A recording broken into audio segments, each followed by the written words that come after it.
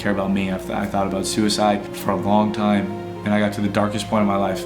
It was scary. What's up? Yeah, that's me. Yikes. And this is my life. Let me show you how I got here. It's been a long day without you. Alright, you ready? Yeah. Ready as I'll ever be. Rolling. Cool. I told you guys yesterday to take your mental health seriously, and I'm just holding a pumpkin, you know, anxiety got me going good. I gotta hold a pumpkin. Some people who watch my videos say that they've been here from the start, but I don't know if most of you guys have. I don't know if you guys actually know my story, because it's been 3 years since I've told anyone about my story. Just crazy to me that I've been on YouTube for 3 years. And I deleted the video a year into it just because I was embarrassed. I actually cried in the video. I was like a 17-year-old kid crying on a YouTube video because of how much I was bullied and what it did to affect my life. Social media kids would make fun of me. Vanity Fair actually wrote an article on me when I was a 17-year-old kid and called me a stuck-up kid crying about first world problems and how I need to shut up and not complain about my mental health issues. So 3 years ago, mental health was in a completely different place than it is now. It's not something where you can really get made fun of, which is really positive. And I love the way the world is shifting away from making fun of different things and accepting them and learning about them and wanting to help people who are quote-unquote different. And for the people who have already seen my story, I'm also going to be talking about what's happened to me after high school, how it has affected me, and other situations that I've been in with friends and family, and how my life is completely shifted from what I've been through. My name is Garner, and this is my story. Go all the way to the beginning, man. I was a young kid. I was amazing at sports. Literally like 3rd, 4th grade. Superstar at sports. Parents would yell at my parents because we would be winning by such a large amount. It would be like 50 to 20. And I would still be in the game. And I would still be like beating the kids. And parents would cuss out my family because they just didn't think it was fair. To give you guys a backstory of my city, I live in Brea, a little suburban town in California. The writer of Desperate Housewives is actually from Brea and based that show around what Brea is like. So if you've ever seen Desperate Housewives, it's a show about like cheating housewives and drama and people just caring about themselves, really stuck up, stubborn, just ignorant people. And that is exactly what my city is. They don't really care about the overall health of each person. They care about the overall health of themselves. They don't care about one kid succeeding and making it out of the city. They care about their kid succeeding. City where the parents are definitely down for every person gets a trophy, which is something I don't believe in, because it creates losers to think they're winners and then cry later in life when they don't get their way. So my city is kind of all about themselves. And having parents see someone like me succeed and their kids fail pissed off the adults so much that they would go cuss at my parents about a little 10-year-old kid. And I dealt with that at a young age, and it was always weird witnessing that, seeing parents hate on my mom and dad because of me. Like, imagine that being your mom. So you see your mom arguing with the parent because of me. Naturally, you're gonna dislike me. There's gonna be like a dislike, like, screw that kid. My mom's yelling at his parents because of Nate.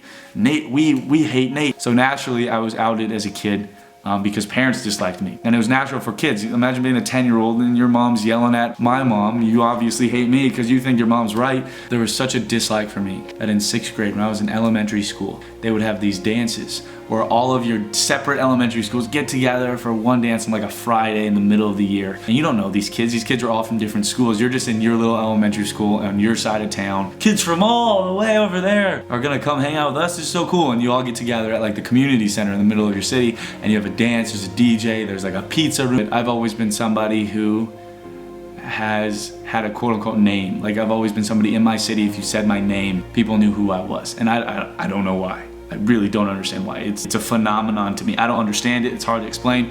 I went to Fanning. I would not know anyone outside of Fanning. And girls would tell people at other schools that they were dating me and that they were texting me and talking to me, and I didn't even have a phone at the time. And so I would go to these dances, and guys at the other schools wanted to fight me because they had a crush on the girls that would be telling them I was dating them. And so I would show up at these dances and literally have guys try and fight me. And I eventually made a friend in high school who wanted to fight me. And it's a funny story, we always talk about it. But this is a completely true story, and it's just so weird. I would be like, oh my God, I can't wait to meet everybody. Everybody wants to fight me, and they're telling people that I'm dating people and I'm not. And so life got confusing at a really young age for me. 6th grade, I was already being outed and already being targeted. I literally don't even know who you are. Like, I've never seen you in my life. You already hate me? Which is a theme of my life In life, you have to go through so many negatives to see any type of positive. Will Smith said it in a different way, saying that you have to hit your peak fear to be able to be at your peak happiness. And you just have to go through bullshit to become happy, because that bullshit makes the happiness become something. It all makes sense at the end. And when I was in 6th grade, going into junior high for the first time, I experienced the first time I ever physically assaulted in my life. I was a 13-year-old kid going into 7th grade. It was the summer going into 7th grade. And I was walking home from the mall with my friend Miguel, and we cut through a neighborhood, and in that neighborhood there was a group of kids that I guess didn't like me, and they were sitting in their garage, and they just happened to notice little Nate Garner walking by, and so they went out and they got a carton full of eggs. They were going into 8th grade, and their brother was a high school kid, and they got cartons of eggs, and they threw eggs at us, right? And they chased us throughout the neighborhood throwing eggs at us. We were just walking, and an egg just hit my leg. I was like, what the fuck? And I was like, hey, fuck you, Nate. Ugh. And I was like, oh shit, I've never dealt with this in my life. So I just take off running. And they throw eggs, miss us, we take off running. Finally slow down. Oh, that was so scary. In the corner, you hear a car screech to a stop. And I'm like, oh my fucking God, are you kidding me right now? And they're throwing eggs at the side of their car, chasing us. We're 13-year-old kids. I can run fast. I can't run that fast. There's a high school kid driving his car with his fucking little brother out the back of the window, throwing eggs at us, chase me all the way to my house, throw eggs at me in front of my house. My dad comes out, get in his car. My dad's kind of crazy. Fucking takes off, chases them down, knows exactly where they live. Fucking destroyed the family. Thanks, my dad. My dad was a good dad. You can imagine how traumatizing it was to be not only having eggs thrown at you, but being at 10 o'clock at night, being chased down by kids that were older than you. I thought I was gonna die. In my mind, I was like, they're gonna kill me. I'm being chased down right now to be killed. And that was my introduction to what the rest of my life would be like. And then the summer of 7th grade, I made a major error. I went all out on my shoes. That was my one big thing. My family's not rich. My family doesn't have really any money. And so the one big thing I would get for the school year is shoes. I would get brand new shoes. It'd be the biggest thing ever. My grandma would come, my mom would go out, and we'd go for literally a day at the mall. And I would just get one pair of shoes. And because I was going into 7th grade and I was this unique kid, loved to be different, I got these giant multicolored moon boots, right? Oasis moon boots, giant purple and green and yellow shoes.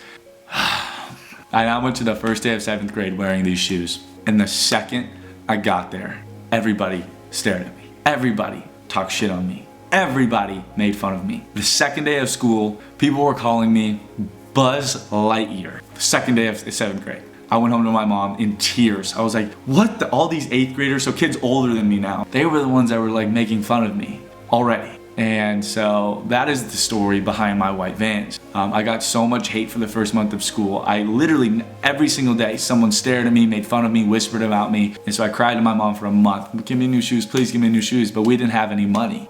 I just want plain shoes. I don't want to be made fun of anymore. I just hated the feeling of being made fun of. You know, you love just being accepted by your peers. I finally got convinced my mom to get me cheap $30 or $40 white Vans. Something you could never hate on. That moment was so traumatic for me, being hated on for my shoes. For the next 7 years, I wore nothing every single day but white Vans. You can never hate. They're white, they're Vans.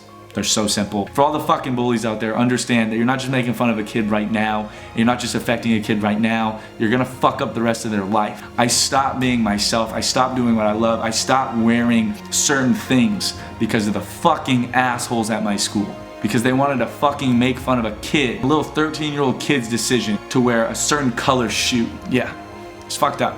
Society's fucked up, people are messed up, and fucking Brea. City's a piece of shit, straight up.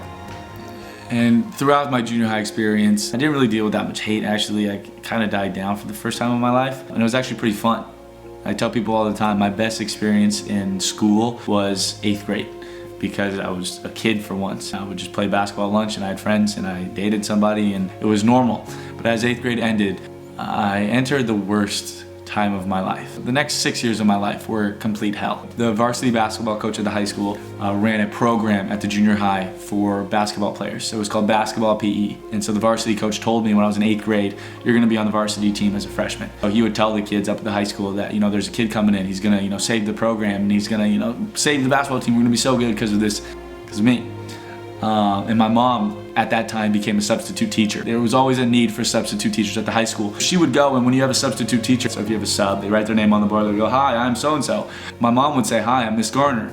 And the senior class that she was the substitute for, they would look at her and go, oh, you're that young kid Nate Garner's mom, huh? So imagine being a junior in high school and your coach telling you, there's a little 13-year-old kid in junior high. He's gonna take your spot. That's the same situation as the parents hating on my parents and the little kid watching and going, well, I hate Nate now. The varsity coach told all the players that I was coming to play and I was gonna take their position and save the program, and everybody already hated me. Everybody already thought I was just some stuck up, stubborn 8th grade kid who thought he was the shit.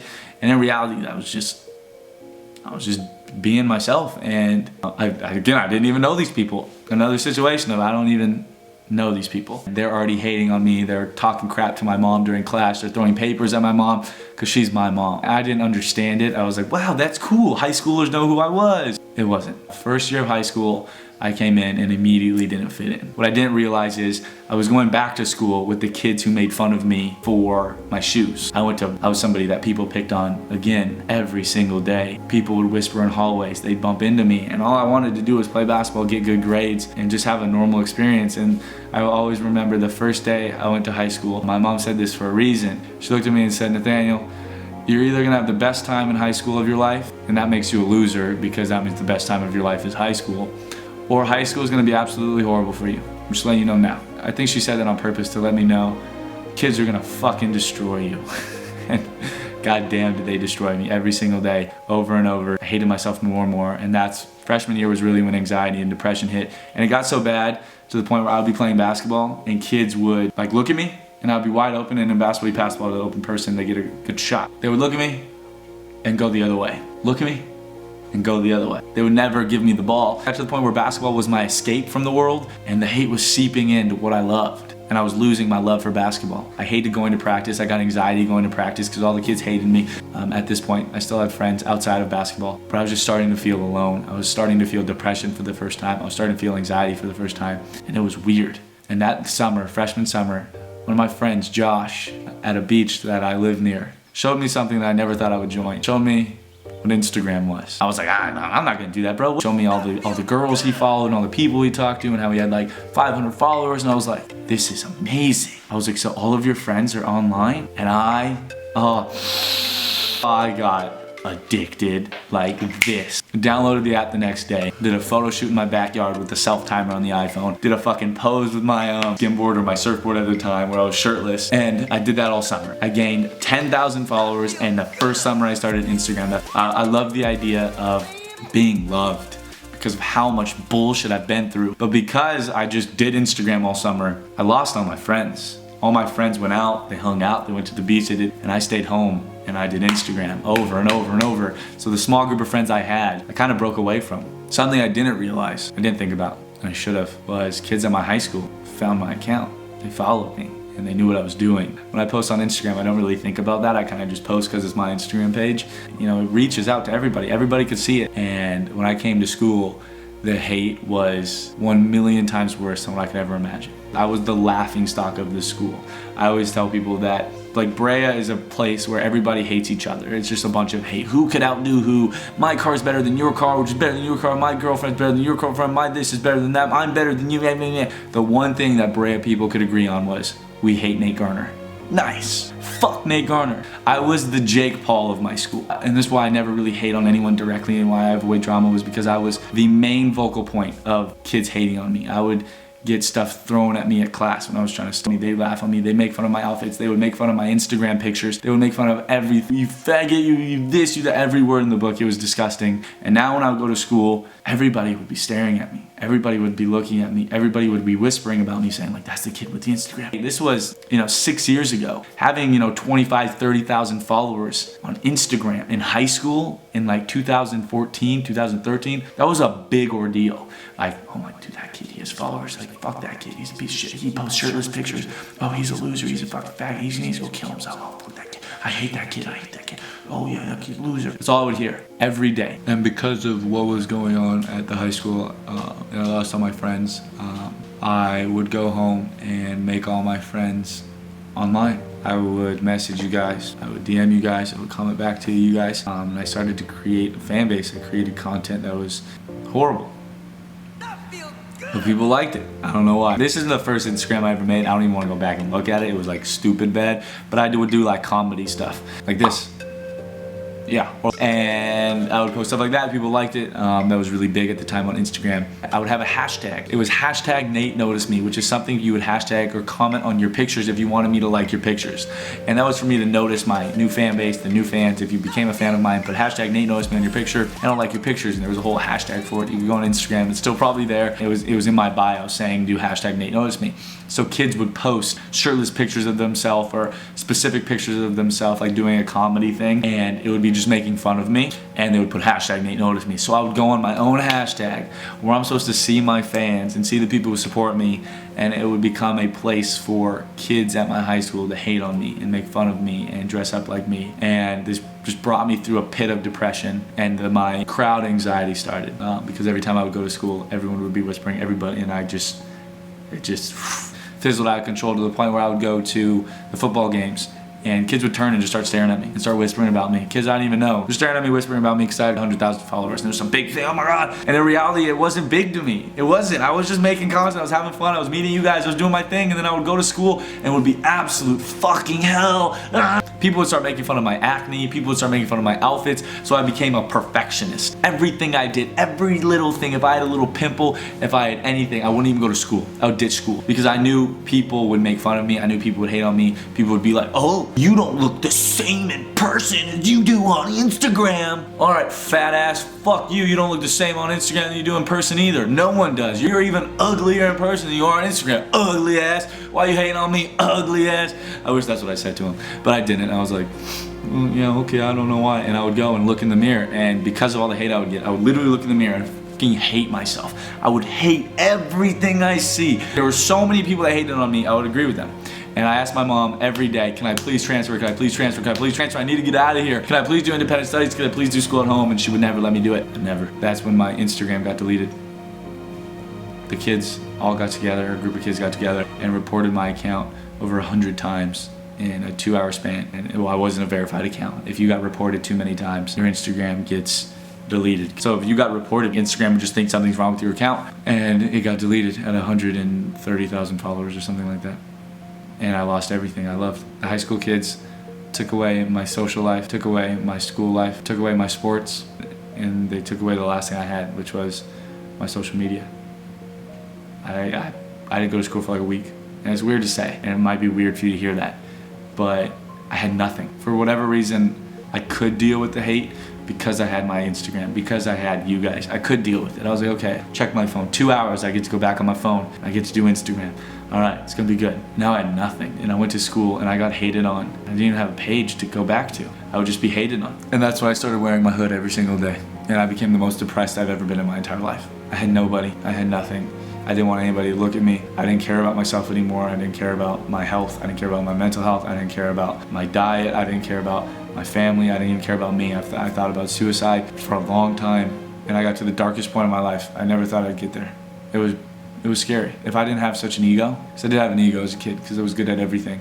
If I didn't have that ego, I probably would have killed myself. It's weird to say, but because I loved myself so much in a weird way, I didn't do it. But thank God I had that in me, because I wouldn't be here right now, because I really had nothing.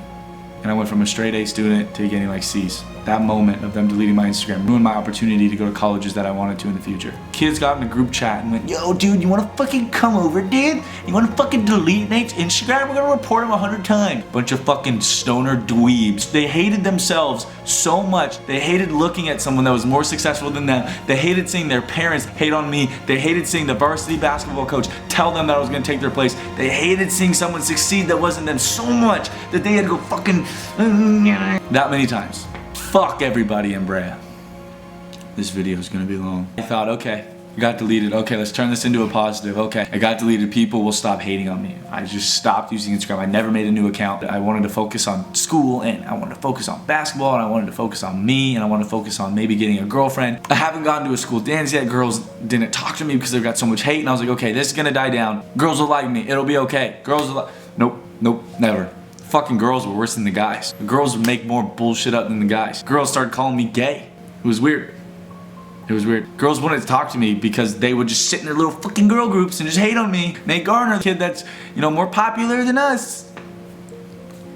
Yeah, so for a year I was by myself and I thought it would stop and the hate never did. I got to the point where anytime I got hate, I would get so depressed I couldn't even pay attention, and I became such a bad kid. I would write a note. Don't do this. I would write a note and say like, hi, I have a doctor's appointment at 12:30. This is Nate Garner's mother, Laura Garner. Please let him out of school. And I perfected my mom's signature. And I would just make that note in class. I would ditch tests, I would ditch school, I would ditch whenever I felt like I was getting hated on, whenever I felt uncomfortable, whenever I felt my anxiety, I didn't just deal with it, I would literally run away from it and I would just leave school. I missed probably like 50 or 60 days of school my junior year, and my mom and dad had no idea. I started cheating on all my tests because I had no time to study because I would be so depressed. Prior to junior year, people would TP my house normally. I would just be a house where if you had a sleepover or if you were bored, you'd come TP my house. My mom would always say, oh, it's probably a bunch of girls that have a crush on you. And I would be like, yeah, mom, sure. But I knew what it was. And then junior year, it escalated to kids egging my house and throwing watermelons at my house and vandalizing my dad's car and throwing rocks at my house and breaking our windows in my house. I got reintroduced to kids chasing me down like I did when I was a 7th grader. I started going to events and parties and meeting people outside of Brea because Brea was so fucking shitty. Everyone was so goddamn ugly there. I didn't even want to date anyone in Brea. I wasn't dating her, but I was taking her out, right? And so I drove. She lived a city away, 15 minutes away. The second I left on a Friday, my dad called me. He said, hey, I don't want to ruin your date, but someone was sitting outside of our house for the last 15 minutes before you left. The second you left, they turned on their car and started following you. Looked like a group of kids was in there. And so I was looking at my rearview mirror and they were following me. Everywhere I went, they were following me. And it was exactly like when I was a fucking 7th grade kid. And it was the exact same fucking group of people. And they're probably fucking watching this right now, and fuck you. Yeah, I was chased. I went and picked up the girl. Didn't tell the girl, remained completely calm. Little did she know I was fucking in my head.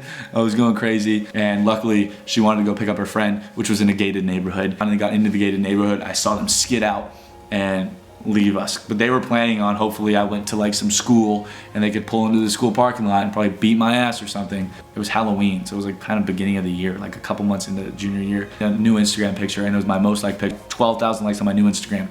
And I mean, me wearing a beanie with fake glasses on, like one of those fake glasses that social media kids used to wear. White shirt on that I wore to an SC game, and I took this selfie at an SC game. This group of kids, this group of seniors at my school, dressed the exact same way, but on the white shirt they put hashtag Nate Garner, hashtag faggot, hashtag uglier in person, hashtag kill yourself, all over their shirt. I mean, they got sent home, but it was just disgusting. Like, imagine being a kid and going to school and 3 people dressed up for you as Halloween telling you to kill yourself. And it only got worse. A month later I got a car. And the first week I had a car, kids came, they glued, super glued, like hot glued a dildo to the back of my car. And there's still a mark to this day of like a big circle that they like super glued. I was like so stoked, I got a new car, oh my God, thanks mom and dad, you're the best. Kids came and ruined it, my new car. The biggest gift I've ever been given. A week into it, kids from my high school come and ruin the car. And I would always tell my mom and dad, you need to call the police, you need to document this. We could sue these people, we could fucking arrest these people. This is actual vandalism. And my mom wanted to be a teacher in the district, so she didn't want to have an image where she always called the police, and it didn't make any sense. And I didn't really have support from my parents on the aspect of protecting me. They always just thought Brea was just a great place.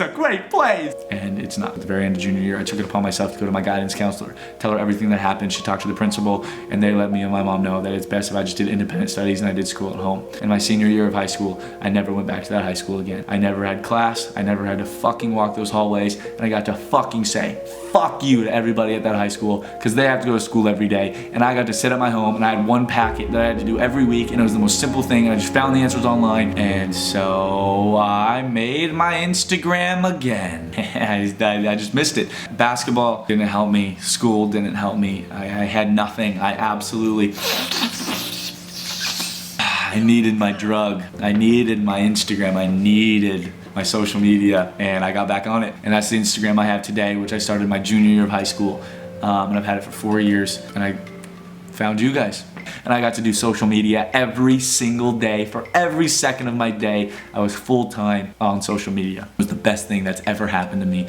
That's when I gained over 1 million followers in 1 year. That's when I became Nick from his car. That's when I got 25 million views on 3 different Vines. And that's when I became the person you know today. God was on my side the second I graduated from high school. My mom forced me to go to college. I love my parents, but they definitely didn't give me the support I needed. I didn't want to go to college. I wanted to do social media full-time. I became a model when I was a senior in high school.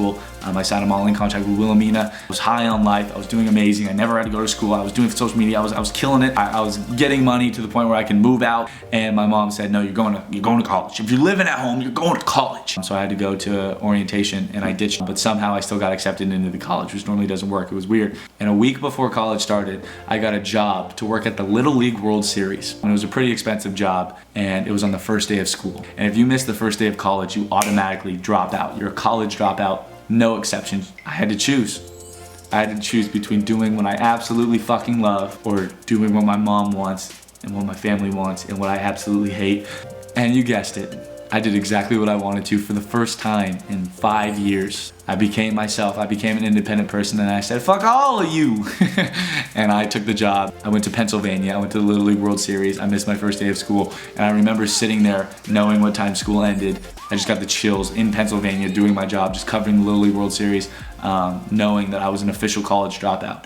And social media was my full-time job. But because of what I went through in high school with hate, but because of what I experienced in high school, I learned to not trust anybody. I learned to shield people off, which is why I've never really trusted kids in social media, which is why when I lost my first friend in social media, I've never made friends again, because I dealt with it in high school. I became friends with people in social media. I got completely fucked over, and I completely lost my trust again, put up a massive wall. So people who tell me like, oh Nate, you should go collaborate with another YouTuber. I don't do that, because I don't like being used, which has been my whole life. The only time people have ever wanted to talk to me is to gain followers off of me. The only time people have ever wanted to talk to me is to talk to me about my social media. No one's actually wanted to get to know the genuine me. The reason I wear white Vans is because of what I went through. The reason I love wearing hoodies is because I feel comfortable. And they were the only thing that hugged me in high school. And they were the only people that were there when I was crying in my room all by myself. It was the only thing that was there for me was my hoodie. And that's why I always wear hoodies. White Vans, hoodies, why I don't have friends, why I'm antisocial, why I don't like going in crowds, why I avoided social media tours for 3 years of my career.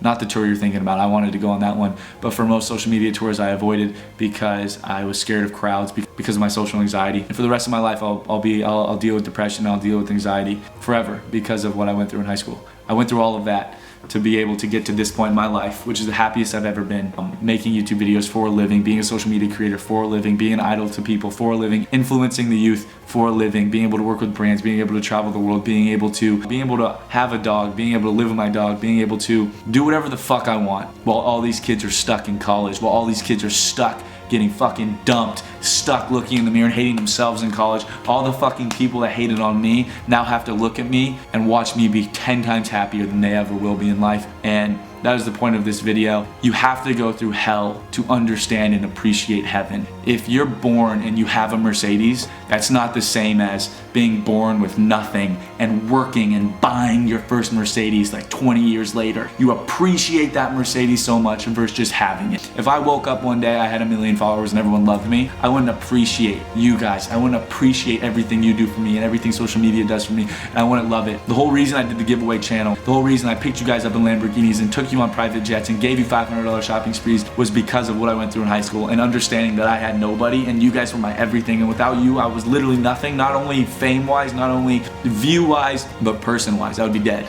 I would literally have killed myself if I didn't have you guys, and I don't think that I've talked about that enough, but I would not be a human being living right now without my fans and my followers. Because of that, I fucking love you guys.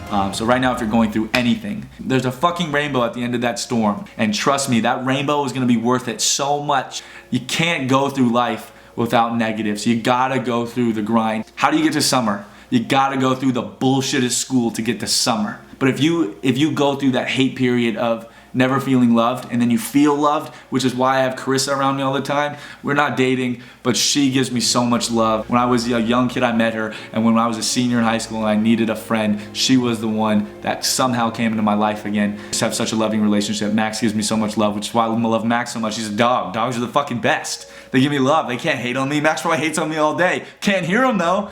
Point being, I've been through hell and back a couple times, and I made it out stronger than ever. And everybody in my high school is still in college. Everybody in my high school still has $0 in their bank account. Everybody in high school hasn't traveled the world, and I got 10 times more than they'll ever have. That's because they were given it easy. They had it easy. They had a great high school experience. They were given a Mercedes by kids. My car was vandalized when I got a new car. They were given this and given that. So life is dull for them. Where with me, I had to go through hell to get to heaven. Understand that, realize that. If you're going through anything, you got it. And fuck that Vanity Fair writer that said I was complaining about first world problems. If I want to complain about first world problems, let me complain about first world problems. I love you guys. You guys literally are my everything. You're the reason I'm breathing right now, and I love you so much. You can get through anything. Thank you guys for watching the video. If you want to join the Garner gang, don't forget to hit the subscribe button. I stutter all the time, and I call myself the stutter god.